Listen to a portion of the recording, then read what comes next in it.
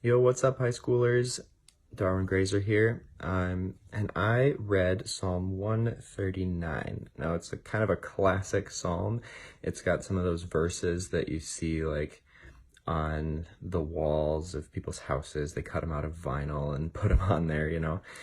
And there's a reason for that because these verses are so powerful, and they speak to this close relationship that we have with God and how well God knows us and how he's always with us.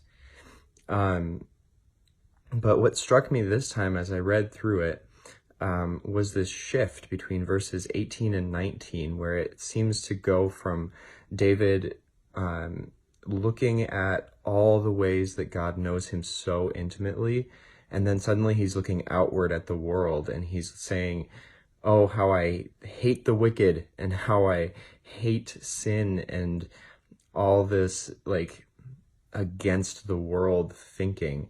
And that really struck me because it shows how as we allow God to know us intimately and as we get to know God more intimately, we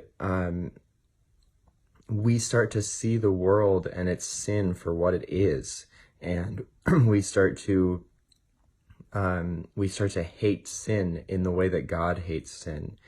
And then it ends with David making a plea for God to like search his inmost being and to know him intimately, so that his own sin can start to be revealed. So he acknowledges how God knows everything about us and is with us always. Then he starts to realize that this intimate knowledge of God and this intimate knowledge from God allows him to see the evil in the world. And then he ends by making it personal.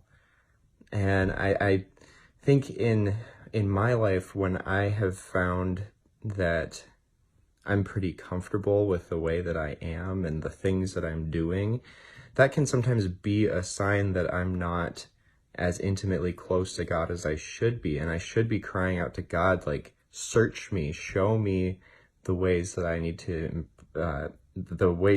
improve, or the sins that I am just glossing over in my life, the things I'm accepting, the things I'm just accepting because of the way the world does it, or the fact that I'm just ignoring it. But when we know how intimate God knows us, we can start to allow him to change us.